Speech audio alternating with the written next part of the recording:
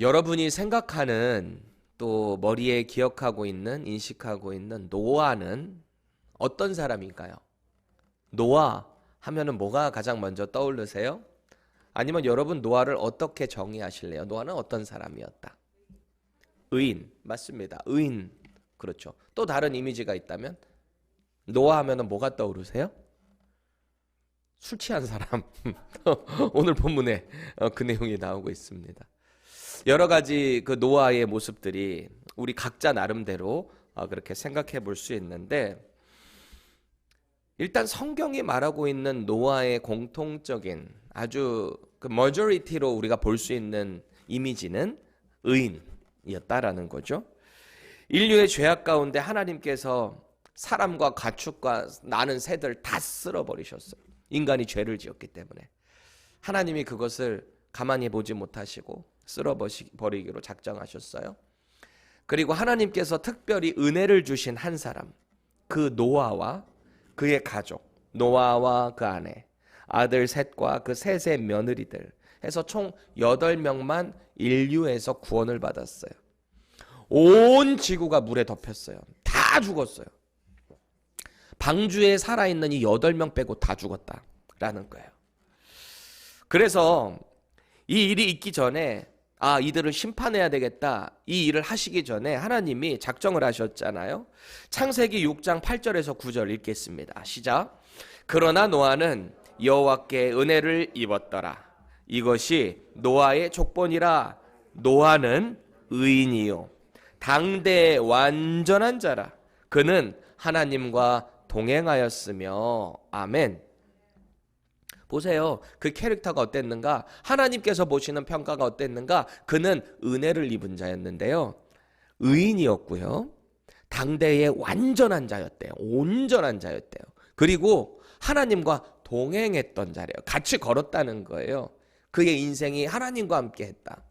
그 이유가 뭐였다 그랬어요? 그가 그런 복을 누릴 수 있었던 이유? 하나님의 은혜를 입었기 때문에 그렇다는 거예요. 하나님께 은혜를 입었기 때문에 그가 완전하지는 않았을지라도 이 세상에 완전한 죄가 하나도 없던 분은 인류 가운데 딱 한 분, 예수님 한 분이세요. 노아일지라도 그는 죄인이었어요. 그런데 그가 의인이 된 이유는 뭐래요? 은혜를 입었기 때문에. 하나님이 은혜를 주셨으니까 그를 의인으로 삼아주셨대요. 그리고 그가 은혜를 입었기 때문에 그는 당대에 있어서는 온전한 자. 이게 상대적이라는 얘기입니다. 다른 사람들에 비해서는 온전했다라는 말이에요. 그리고 그 은혜를 입었기 때문에 하나님과 동행을 했다. 이 얼마나 큰 복이에요. 그럼에도 불구하고 그의 인생의 오늘 모습을 보니까 홍수 사건이 있은 이후에 이 사람도 역시 죄인이었구나, 이걸 보게 되는 거예요. 죄성을 가진 인간이었구나. 그 천하에 하나님께 인정받고 은혜를 받았던 노아일지라도 이렇게 실수를 할 수 있겠구나 라는 거예요. 그럼 여러분들이 오늘 이 본문을 보면서 천하의 노아도 이렇게 실수하는데 나라고는, 이걸로 결론을 내시면 안 됩니다. 우리도 의인이에요. 우리도 사실 노아랑 똑같은 사이드에 있는 거예요. 왜요? 우리도 죄인이었는데 하나님이 예수님의 십자가의 은혜로 그를 믿는 자마다 우리를 의롭다 칭해 주셨잖아요. 우리도 은혜를 입은 자이기 때문에 의인이다라는 거예요. 이 당대에 있어서 세상에 하나님을 섬기지 않는 사람들에 비해 우리는 온전한 자도 살아가는 거예요. 하나님과 동행하는 삶을 살아가는 거예요. 말씀을 통해서, 날마다 성령 하나님의 의지함을 통해서, 찬양을 통해, 기도를 통해 우리가 그렇게 하나님과 동행하는 삶을 살잖아요. 그러니까 우리가 이것을 보면서 나도 부족한 자였지만 하나님의 은혜로 이 자리에 있기 때문에 실수한 것을요 너무 이렇게 내가 그럴 수도 있지라고만 받아들이시면 안 되고요, 우리에게 애씀이 있어야 한다라는 것입니다. 자꾸 우리가 오늘 본문 가운데 내가 실수가 있다면 그것을 돌이키는 은혜가 있기를 바라고요, 그리고 또 그 실수를 바라보는 새 아들들의 모습을 오늘 우리는 보게 됩니다. 노아의 새 아들들. 이 새 아들들의 모습을 보면서 나는 어떤 삶을 살아야 하는가, 누군가의 실수를 봤을 때 나는 어떻게 해야 되는가, 이런 깨달음이 있기를 바랍니다. 방주에서 나온 노아는요, 농사를 하면서 이 포도밭을 잘 일구었던 것 같아요. 농사를 짓고 포도밭도 일구고 말이죠. 그래서 이 포도송이를 열매를 딱 따서 그걸 가지고 과즙을 내고 발로 밟아가지고 뭐 즙을 냈을 거 아닙니까? 그게 포도주잖아요. 근데 포도주라는 게 약간 산미가 있기 때문에 그대로 방치를 하다 보면 이게 알코올 성분이 들어간단 말이에요. 그래서 당시에 그거를 그대로 두고 음료로 마셨을 수도 있겠지만 시간이 지나니까 알코올 성분이 된다, 술이 된다라는 거예요. 당시에 냉장고가 있었던 것도 아니잖아요. 그러니까 그걸 한 잔, 두 잔 이렇게 맛을 보다 보니까 어느 순간부터는 이게 통제가 안 되는 타이밍이 오지 않았겠나 싶어요, 노아에게. 그러던 어느 날은 한 잔, 두 잔 마셨던 게 얼마나 많이 마셨던지 취했어요. 그래서 자기 장막 안에서 옷을 홀딱 벗었네, 이 노아가. 홀딱 벗고 그렇게 잠이 들어버렸습니다, 자기 장막에서. 그 광경을 노아의 아들들 중에 함이라는 아들, 셈과 함과 야벳이니까 그냥 일단 1차적으로 봤을 때 이제 둘째 아들이라고 우리가 생각을 해보는 거죠. 이 둘째 아들 함이 먼저 본 거예요. 그리고 그 아버지의 수치심, 사실 홀딱 벗고 있는 아빠의 모습을, 수치심을 아들들, 다른 아들들한테 또 여기저기 떠벌립니다. 반면에 나머지 두 아들들은 조심스럽게 뒷걸음치면서 다가가서 아버지의 하체를 가려줬습니다. 그래서 술에서 깨어난 이 노아가 그 사실을 다 알고 난 다음에 함은 저주하고 셈과 야벳은 축복을 합니다. 그리고 노아는 방주에서 나온 이후로 350년 동안, 그러니까 600세에 나왔거든요. 그러니까 총 950세까지 살다가 죽었다. 오늘 본문 내용 끝. 오늘 스토리예요, 전체 내용이에요. 여러분, 우리가 좀 기억을 해야 될 게 있는데요. 지금 노아와 이 세 아들들을 우리가 중심적으로 생각해 볼 때 이들은 누구인가? 이걸 한번 생각해 볼 필요가 있습니다. 이들이 누구예요? 하나님의 은혜를 입은 자들입니다.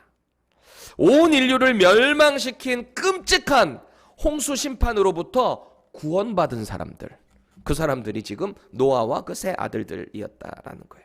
오늘 본문을 쭉 묵상할 때 이걸 계속해서 여러분들 염두에 두고 들으세요. 염두에 두시고 이들은 은혜 받은 자였다. 그리고 계속 말씀을 나아가 보자고요. 자, 노아가 술 취해서 벗은 상태로 잠들어 있는 걸 제일 누가 먼저 봤대요? 함이라는 아들이 봤습니다. 22절 보세요. 가나안의 아버지 함이 그의 아버지의 하체를 보고 밖으로 나가서 그의 두 형제에게 알림해. 그래요. 여기서 우리가 주목해야 될 주동사 두 개가 있어요. 주동사 두 개 표현이 뭐냐면 보고 하고, 그러니까 봤다는 거죠. 보고. 그리고 두 번째 중요한 단어가 알림해입니다. 봤고 알렸대요. 이 두 개 동사가 주동사예요. 말 그대로 이 함이 처음에는 그저 우연하게 봤겠죠. 뭐 그거 보려고 일부러 막 안으로 들어갔겠습니까? 무슨 일이 있었던지, 아빠를 갑자기 부를 이유가 있었던지, 그렇게 장막 안으로 들어갔는데 아버지가 홀딱 벗고 누워있는 걸 보게 된 거예요. 술에 취해가지고. 여기서 보다라고 번역된 히브리어 단어 보세요. 라아라는 단어입니다. 라아. 이 라라는 단어가 사실은 우리 지난주에 묵상했던 하나님께서 앞으로 구름 안에 있는 그 무지개를 보고 내가 너희들에게 다시는 홍수를 내리지 않겠다 약속하셨잖아요. 내가 그 무지개를 보고 할 때도 저 라아입니다. 심사숙고해서 보는 거, 주목하는 거, 관찰하는 거, 저게 라아입니다. 함이 그렇게 아버지의 나체의 모습을 라아했다는 거예요. 여러분, 숙고하고 주목하고 관찰한다라는 의미가 어때요? 이미지가 여러분들 딱 들으니까 어때? 숙고하고 관찰하고 주목해서 본다는 거. 이 이미지가 뭐예요? 뭔가 집중하고 있는 거잖아요. 지금 함은 아버지의 그 약한 모습을 보면서 그걸 오히려 자기의 즐거움으로 승화시키고 있는 이미지를 우리에게 보여줍니다. 아버지의 연약한 모습, 실수한 모습 말이죠. 오늘 말씀을 우리 아들들이 잘 들었으면 좋겠는데 저도 실수할 수 있으니까. 그리고 함은 그 아버지의 실수를 조롱하듯이 떠벌리고 다녔어요. 조롱하듯이. 22절 다시 보세요. 아버지의 벌거벗은 나체를 주목해서 보고 난 이후에 두 형제 어떻게 했대요? 알리메입니다. 여기서 이 알리다라고 번역된 히브리어 단어는 이 나가드라고 하는 단어인데 정면에 두다, 반대편에 담대하게 서다, 혹은 선언하다, 고발하다라는 뜻이에요.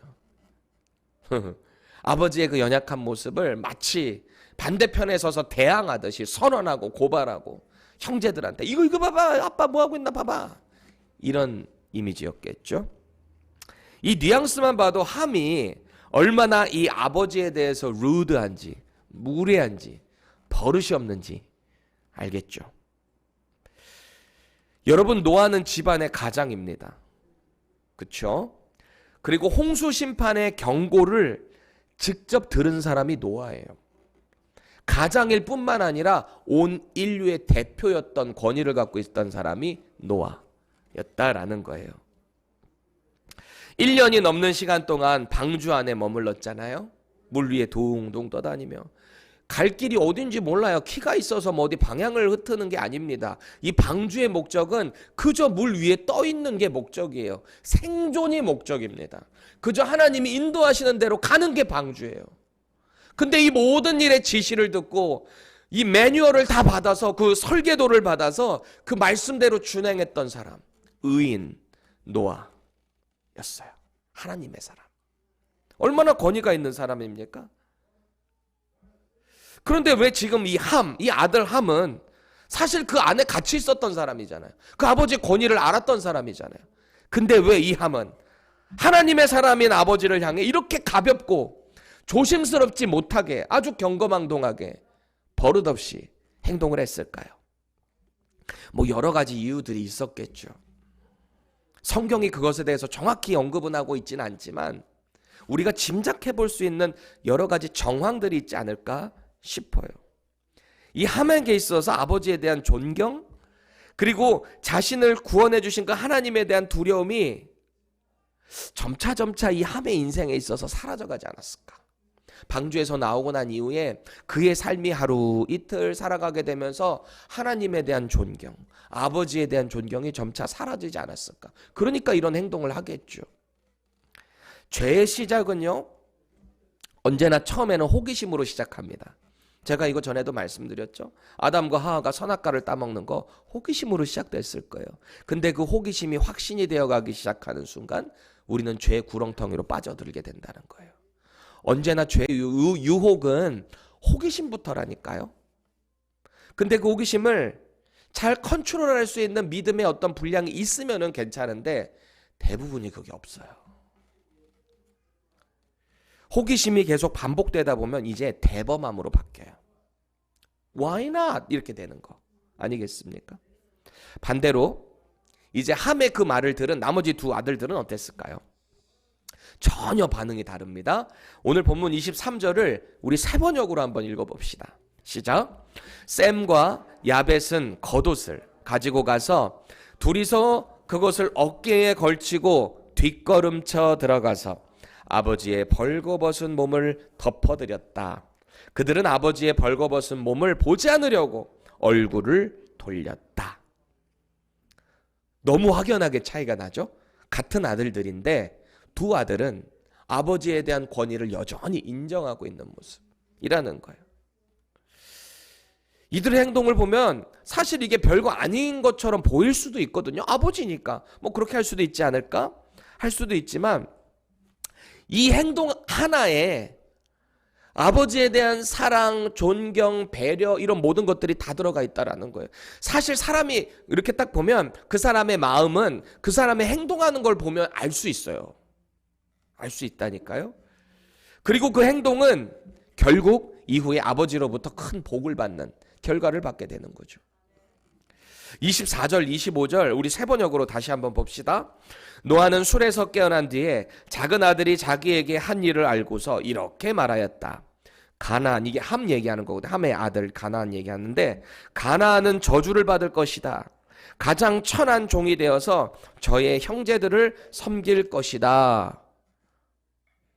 이렇게 저주를 해요. 창세기 10장에 보면 가나안은 함의 네 번째 아들입니다. 네 아들 중에 이제 막내가 이제 가나안이에요. 그리고 그는 훗날 가나안 민족의 조상이 되거든요. 가나안 민족 우리 잘 알잖아요. 이스라엘이 정복한 그 가나안 땅, 그 가나안 민족 7지파 족속들 있잖아요. 그 조상이 가나안이라고요. 이 함의 아들. 반면에 아버지 노아의 하체를 조심스럽게 가려들인 이 셈과 이 야벳의 후손들은 어떨까요?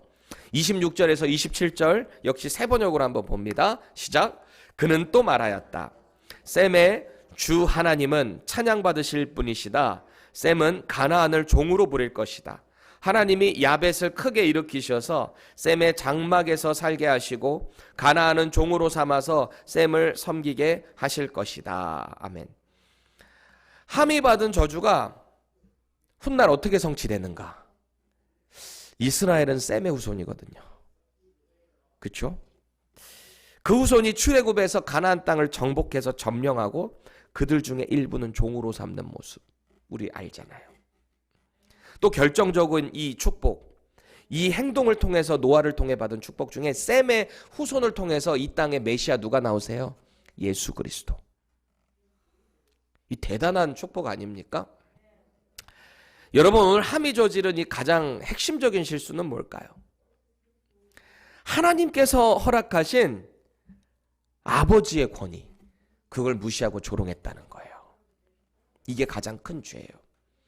하나님께서 맡겨주신 아버지의 그 권위에 대적했다라는 것입니다. 여러분, 아버지 노아를 생각해 보세요. 홍수 이전 세대 가운데 완전한 자, 흠이 없는 자, 하나님과 동행했던 자, 그가 바로 이 함의 아버지인 노아였단 말이에요. 아무리 자기 눈에 그렇게 보였다라 할지라도 권위가 있다라는 거예요. 하나님께서 부여하신 권위. 그리고 하나님께서 평가하신 그 인생의 평가가 있다라는 겁니다. 그런 아버지가 지금 술 취해서 홀딱 벗고 누워있는 모습, 그걸 본 거예요, 이 함이. 아마도 함의 모습 가운데 이렇게 우리가 추론을 해보면 이 마음을 휘젓는 어떤 죄성이 저 아버지가 진짜 옛날에 그 아버지 맞아? 뭔가 이 죄성이 자꾸 이 호기심을 자극하고요. 아이고 저런 의인도 이렇게 망가지네라고 조롱하는 어떤 그 가운데 누리는 쾌감? 왜 세상 사람들 그런 거 있잖아요. 거룩하게 살아가는 어떤 목회자가 넘어지는 걸 볼 때 아이고 다 똑같지 이러면서 싸잡아서 조롱을 하거나 이러는 모습. 오히려 그걸 보면서 뭔가 모르는 쾌감 같은 거 느끼는 그런 세상 사람들 있거든요. 아마 그 비슷한 분위기지 않았을까, 이 함이. 그만큼 하나님을 떠난 이 함의 모습이었지 않았겠는가. 이 행동 하나만으로도 우리는 얼마든지 그렇게 생각해 볼 수 있다라는 거예요. 이게 바로 우리의 죄성이에요, 사실은. 함에게만 있는 거예요. 사실 우리도 다 갖고 있어요. 겉으로는 착한 척하고 있지만 우리 속에는 다 이런 마음들 있단 말이에요. 아니면 반대로 홍수 이후에 이제 함의 입장에서 자꾸 생각을 해보는 거예요.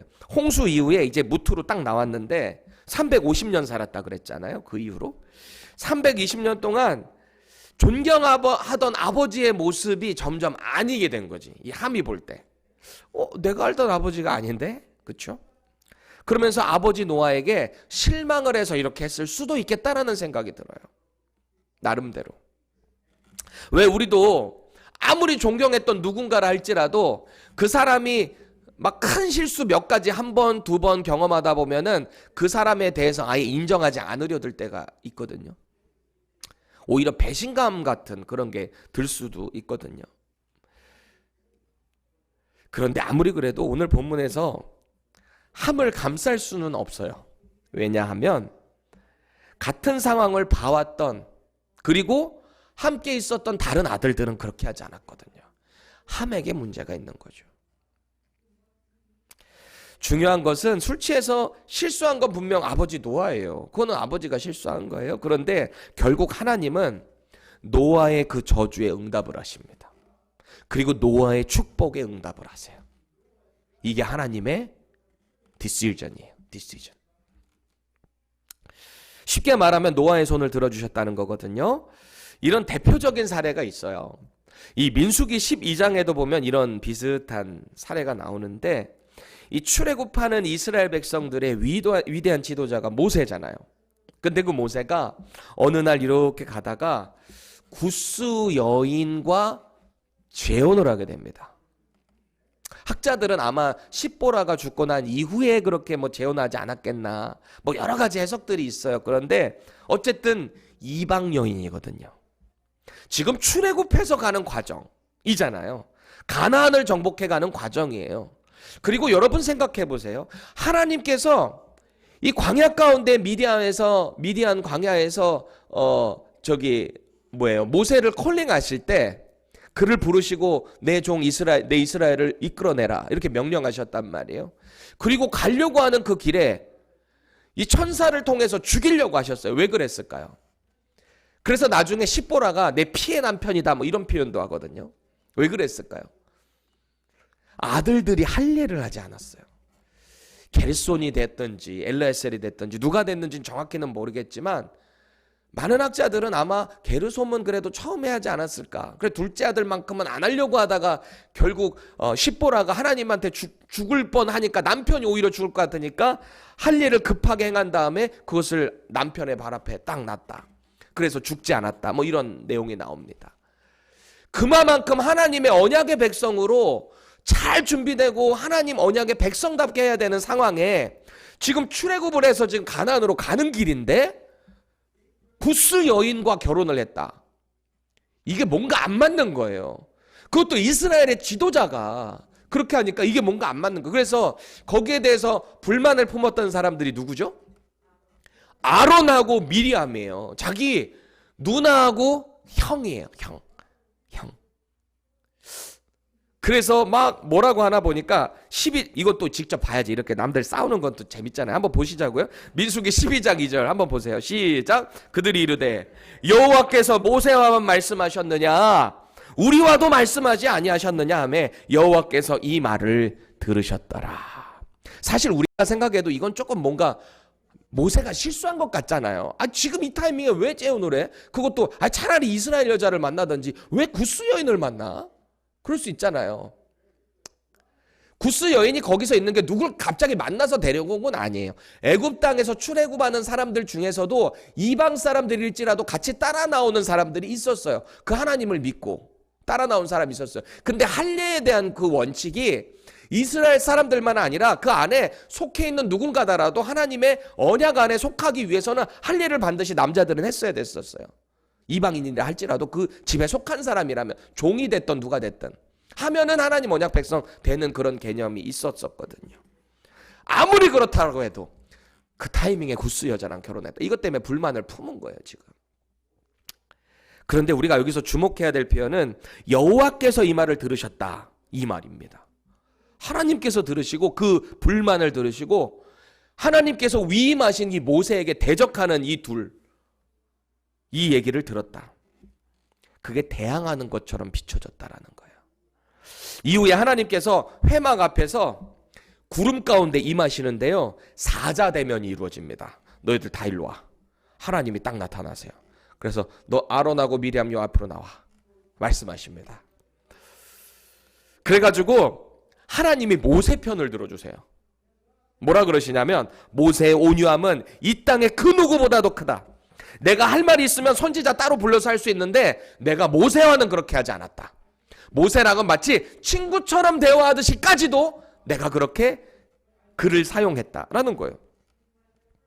그런데 어디 감히 내 종 모세를 비방하고 있어. 이것들이 하나님이 그러신 건 아닌데 이 뉘앙스가 그렇다는 거예요. 어디 나의 종 모세를 비방하고 있어. 그리고 그 진노 가운데 하나님이 구름이 확 떠나십니다. 그 막 덜덜덜덜 떨었을 거 아니에요. 미리암이 문둥병에 걸려버려요. 그리고 나서 피부가 눈처럼 하얘져 버리는 거예요. 이게 막 썩어가는 게 몸에 보이는 거지 이제. 근데 아론은 나름 멀쩡하거든요. 누나는 뭐 이게 누나인지 뭐든 누이는 그렇게 난리가 났는데 자기는 멀쩡하니까 바짝 쫄은 거예요. 이 아론이 바짝 쫄아가지고 모세를 향해 말합니다. 내 주여, 여기서 내 주여로 바뀌어요. 내 주여, 우리가 어리석은 죄를 지었지만 제발 우리 죄를 용서해 주세요. 우리에게 돌리지 말아 주세요. 간곡히 부탁을 합니다. 이에 착한 모세가 하나님께 다시 기도를 올려드려요. 간구를 합니다. 그러니까 그 부정한 병에 걸린 미리암이잖아요. 문둥병은 부정한 병이기 때문에 이 공동체 장막 안에 들어와 있을 수가 없습니다. 그래서 장막 밖으로 내쫓아져요. 그래서 그 공동체 안에 들어오지 못하고 일주일 동안 거기서 부정한 자들이 있는 곳에 가둬둬라. 하나님이 그렇게 말씀하세요. 그리고 돌아와서 다시 병 고침을 받죠. 하나님께서 주신 권위, 그 권위에 도전하는 건 하나님께 도전하는 게 됐다라는 것입니다. 누군가의 진정성을 부정하고 유린하려는 마음, 그게 누가 주는 마음일까요?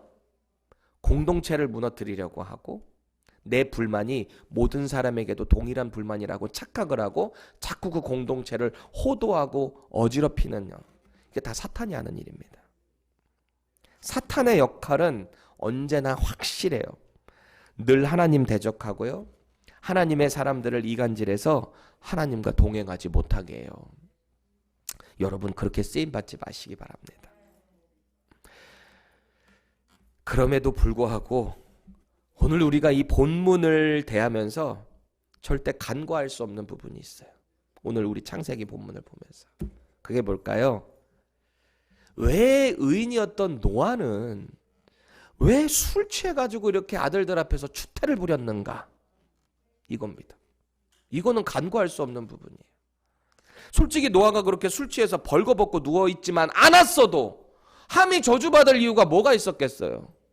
물론 어느 순간에는 삶이 안 좋았다면 하나님께서 치셨겠지만 사실 노아가 그 실수만 안 했어도 아들 하나가 그렇게 인생이 저주받는 일은 없을 수도 있잖아요. 오늘 본문 21절 말씀을 자세히 보세요. 성경은 노아가 어떤 실수를 저질렀는가 이걸 고발하고 있는 거거든요. 이 생동감을 좀 더 살려서 우리 세 번역으로 읽읍시다. 시작. 한 번은 노아가 포도주를 마시고 취하여 자기 장막 안에서 아무것도 덮지 않고 벌거벗은 채로 누워 있었다. 그래요. 노아가 술 취해서 누워 있는 곳이 아까 어디였대요? 자기 장막 안이에요. 물론 술 취해서 자기 장막 안에서 벗고 있으면 그 누가 뭐 이렇게 피해도 되는 건 아니잖아요. 그럴 수도 있지 생각할 수도 있어요. 다른 사람에게 피해를 주려는 의도로 보이진 않아요. 자기 장막 안에 뭐 밖에서 그렇게 벌떡 누워 있었다면은 그거는 좀 문제가 될 수 있지만 자기 장막 안에 누워 있는데 누가 뭐라 그러겠어요. 그런데 문제는 이 사람은 홍수 심판으로부터 구원을 받은 의인이었잖아요. 하나님의 사람이잖아요. 모범이 돼야 될 가장이었단 말이에요. 설사 그 모습을 누군가가 발견하게 된다면 그 모습은 분명 덕이 되지 않아요. 그렇죠? 그리고 실제로 그 아들들이 이 모습을 보게 됐잖아요. 덕이 되지 못했다라는 겁니다. 그럼 이 수치스러운 상황을 만든 원인이 뭐였대요? 왜 그는 그렇게 홀딱 벗고 누워있을 수밖에 없었는가? 포도주요. 포도주. 술이요, 술. 알코올이요, 알코올. 알코올이 들어가고 나니까 제정신이 흐려진 거죠. 컨트롤이 안 된 거죠. 여러분, 우리가 술에 대해서 좀 진지하게 고민해 볼 필요가 있어요. 술. 요새 유튜브 같은 데 보면은 유명한 연예인들 나와서 술 같이 마시면서 막 이렇게 술 누가 잘 먹네 막 이렇게 배틀하듯이 막 유행이더라고요. 그렇죠? 그래서 뭐 보지도 못한 어떤 술 같은 거 막 이렇게 추천해주고 뭐하고 그런 거 청소년들이 보면 그대로 따라하지 않겠습니까? 마시고 취하고 나누는 그 대화들에 열광을 하는 요즘입니다. 좋은 거 아닙니다. 언제나 이 세상은 미디어를 통해서 죄를 예쁘게 포장할 뿐이에요.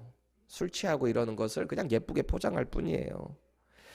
불륜을 아름답게 포장하고요. 술 취하고 방탕한 삶을 이 세상의 탓으로 돌립니다. 정신 차려야 돼요. 이 세상과 거룩하게 구별되어 살아가야 되는 우리가 이 사탄의 유혹을 자꾸 그렇게 받아들이면 안 돼요.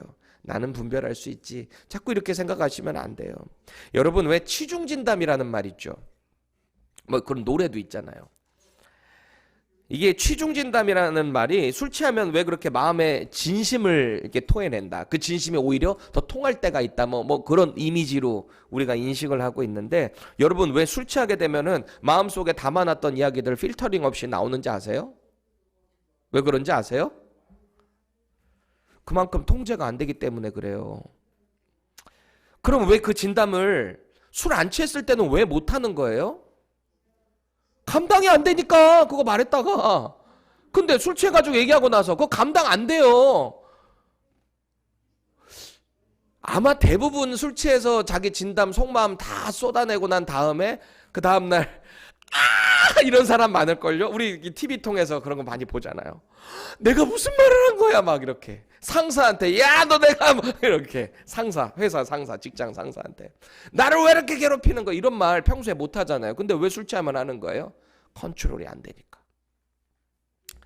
온라인에서 제가 이렇게 뭐 검색을 하다가 술에 대한 각 나라의 격언을 보게 됐어요. 조금 소개시켜 드릴게요. 들어보세요. 미국에는 이런 격언이 있습니다.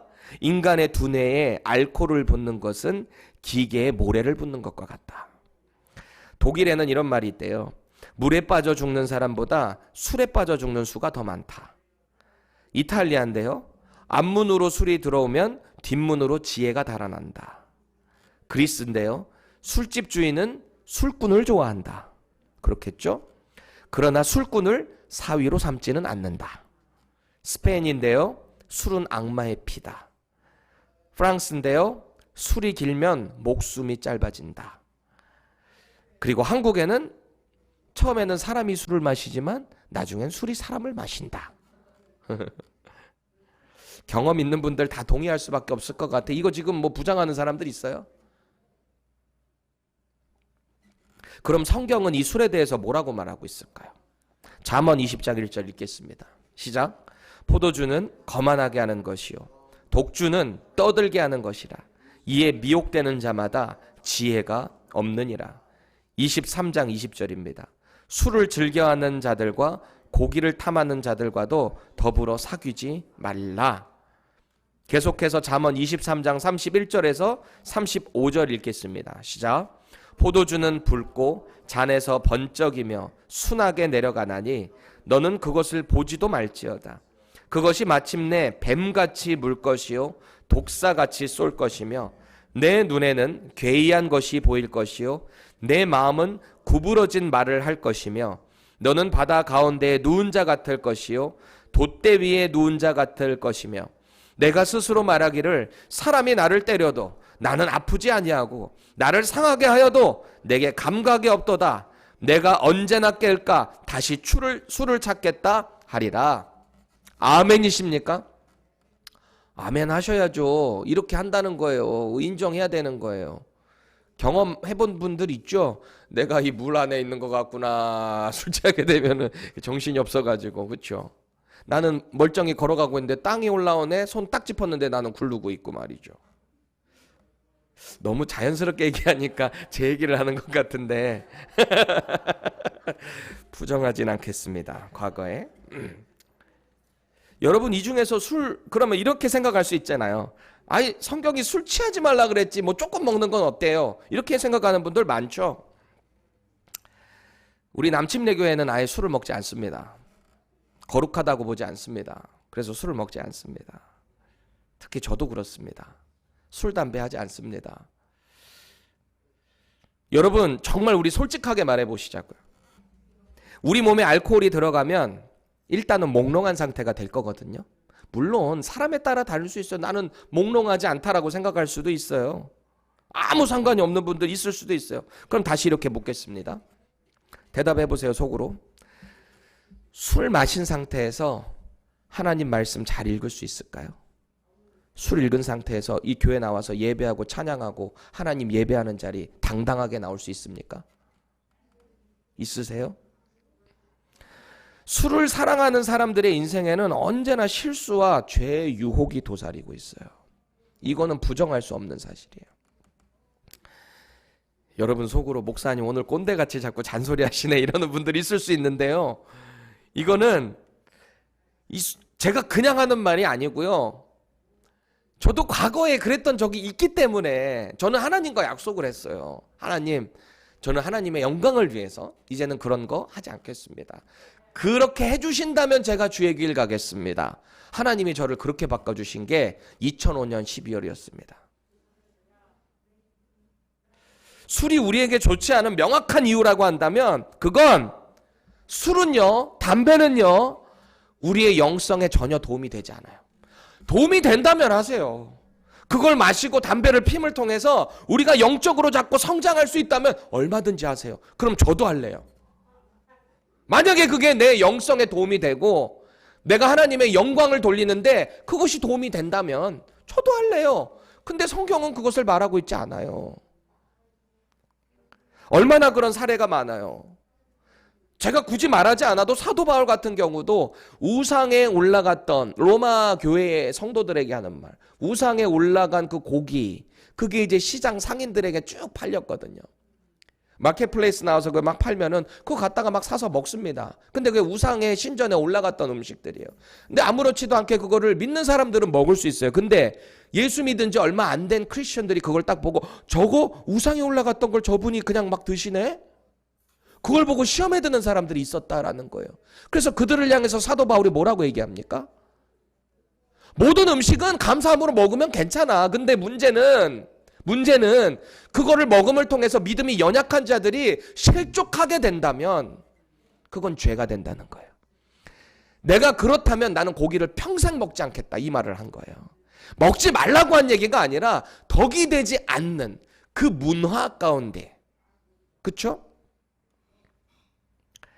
우리가 부정할 수 없는 사실은 술 취함과 연결되는 것이 도박, 성적인 타락, 살인, 폭력, 이 술이 있는 자리에 꼭 이게 많이 연결이 되더라고요. 이거 부정할 수 없는 사실이에요. 오죽하면 사도 바울이 성령 충만에 대한 것을 강조하려고 술 취하지 말라는 것을 이렇게 비교를 했을까요? 에베소서 5장 18절 함께 읽읍시다. 시작. 술 취하지 말라. 이는 방탕한 것이니 오직 성령으로 충만함을 받으라. 아멘. 이 말은요, 술을 취하지만 않게 먹으면 된다는 말이 아니에요. 오직 우리의 거룩한 영성을 위해 성령 충만을 받으라는 거예요. 우리가 거룩해지기 위해. 여러분 술 먹으면서 정말 거룩해지기 어렵습니다. 여러분 꼭 기억하세요. 술 마시고 취한 상태로는 결코 신실한 그리스도인 되기 어려워요. 그리고 덕을 끼치는 그리스도인 될 수 없습니다. 저도 다 해봐서 안다니까요. 여러분 제가 어느 날 오늘 지금 만약 예배 끝나고 어디 식당을 가가지고 오늘 힘들었다 맥주 한잔 해야 되겠다 맥주를 쫙 마시고 있는데 오늘따라 우리 정유선 집사님이 그쪽으로 딱 오셨네. 근데 목사님이 술 한잔 딱 하고 있는 거 보고 아이 그렇지 착하시니까 우리 정유선 집사님 그렇지 목사님 피곤하시니까 요새 목회도 좀 쉽지 않고 한잔 하실 수 있지 이렇게 생각하시겠어요? 얼마나 힘들어 하시겠어. 막 눈물로 다음날부터 무릎 꿇고 기도 엄청 하실 거야. 우리 목사님 정신 차리게 해주세요. 막 왜 그러겠어요? 덕이 되지 않기 때문에. 덕에 대한 문제예요. 덕. 만에 하나라도 그렇게 생각해 주신다면 감사하겠지만 아마 저는 모든 사람들은 그렇게 생각 안 할 거라고 믿어요. 알고 있어요. 그래서 그리스도의 덕을 위해서 앞으로라도 저는 한 잔도 안 마실 겁니다. 여러분 누군가의 실수에 반응하는 거 두 종류의 사람이 있어요. 누군가 실수하는 거. 믿음이 연약한 모습을 보고 두 종류 반응이 나타나는데 하나는 그 실수를 덮어주는 사람이고요. 또 하나는 그 실수를 마구 드러내는 사람입니다. 여러분 어디에 속하신 분이세요? 그럼 하나님은 어떤 사람 좋아하실까요? 말 안 해도 뻔히 아시죠. 창세기 3장에 보면 하나님께서 이 선악과를 따먹고 눈이 밝아져가지고 서로 벌거벗은 모습을 보고 아담과 하와가 아이고야 부끄러워하고 있었어요. 그렇게 숨어 있었어요. 그때 하나님이 어떻게 해주셨습니까? 가죽옷을 지어서 그들을 덮어주셨어요.